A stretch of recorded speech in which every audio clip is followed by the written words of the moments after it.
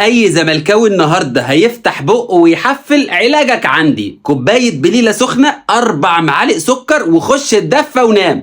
ياض انا بلعبك وانا ناقص 11 لاعب، يلا يعني فرقه كامله. الا البيضه هتكسب امتى يا ابني؟ ده كولر لوحده واخدك قبل كده 4 صايمه ب 11 جول. لولاكش بس النهارده اتهطل في دماغه وقرر يبتدي بالتشكيله اللي زي الخرا دي، ندفت ومودست وطاهر. ده احنا لو بنلعب مركز شباب اطفيح كانوا ادونا سكور الشوط الاول.